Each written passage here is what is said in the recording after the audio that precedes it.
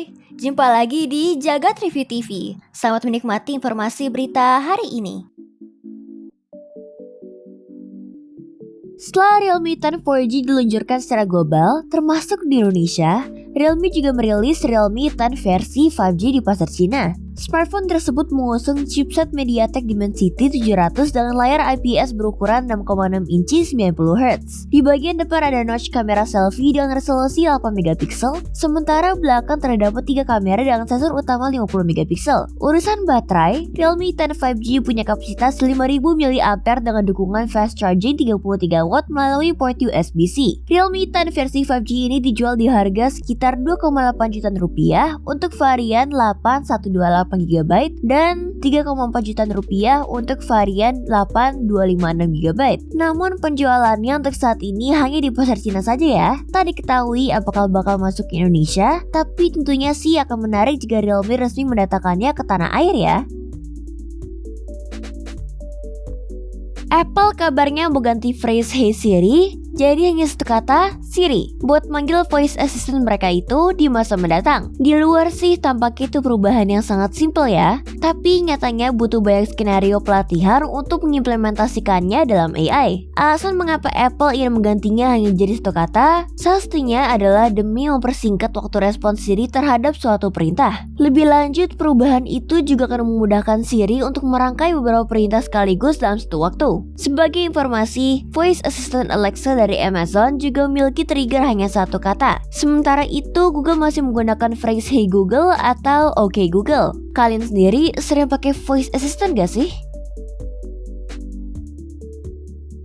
Terdengar aneh tapi nyata, ada tim modder asal Hong Kong yang berhasil membuat sendiri Apple iPhone versi smartphone lipat. Perangkat yang diberi nama iPhone V tersebut menggunakan panel OLED dari iPhone X, sasis milik Moto Razr 2019, serta hardware dan motherboard modifikasi hasil 3D print. Karena banyak aspek yang harus dikorbankan, perangkat ini hanya punya baterai 1000 mAh dan tidak punya dukungan MagSafe atau wireless charging. Tim mengaku butuh waktu panjang selama 1 tahun dengan beragam trial and error untuk bisa menghasilkan perangkat smartphone lipat ala iPhone tersebut. Unik ya, mungkin seperti ini tampilan iPhone kalau punya versi smartphone lipat ya.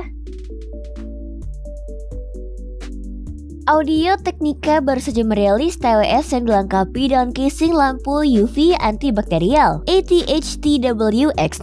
Walau konsep casing dengan lampu ultraviolet bukan hal baru, menariknya TWS milik Audio Technica ini bisa berjalan tanpa harus dicolok kabel USB dan hanya butuh waktu proses 70 detik saja. Sat-sat banget nih. Sebagai salah satu brand audio populer yang berkualitas profesional, ATH-TWX9 ini turut hadir dalam teknologi audio 360 Reality dan Snapdragon Sound. Perangkat juga telah memiliki rating IPX4 untuk daya tahan terhadap percikan air, untuk permutaran musik hingga 6 jam non-stop. Perangkat ini sudah tersedia untuk pasar Eropa dengan harga sekitar 5 jutaan rupiah. Di Indonesia kita lihat saja nanti.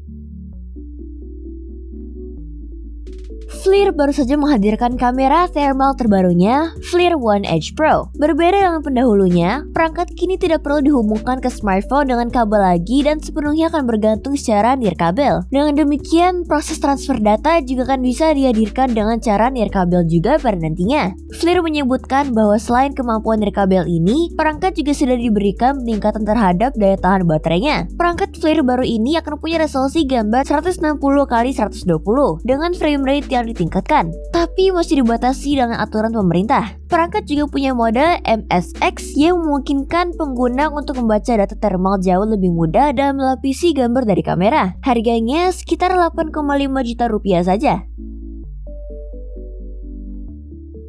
Bagi Anda yang tidak familiar, From Software, developer game Elden Ring, berdiri di bawah bendera Kadokawa Group. Kesuksesan yang diterima game Souls Open World ini tentu saja berkontribusi pada keuntungan perusahaan raksasa Jepang tersebut. Sebegitu suksesnya, Elden Ring berhasil mendorong keuntungan divisi gaming Kadokawa hingga 1100% dibandingkan dengan tahun fiskal sebelumnya. Ia naik dari 623 juta yen di tahun 2021 menjadi sekitar 7,5 miliar yen di tahun 2022 ini. Ini tentu saja sebuah pencapaian yang fantastis fantastis. From Software sendiri belum berbicara banyak soal proyek mereka selanjutnya, walaupun banyak spekulasi meyakini ia akan berujung menjadi DLC berbayar atau expansion untuk Elden Ring, yang tentu saja berpotensi mendorong angka ini lebih tinggi. Bagaimana dengan Anda? Berapa banyak dari Anda yang ikut berkontribusi membeli Elden Ring di tahun 2022 ini?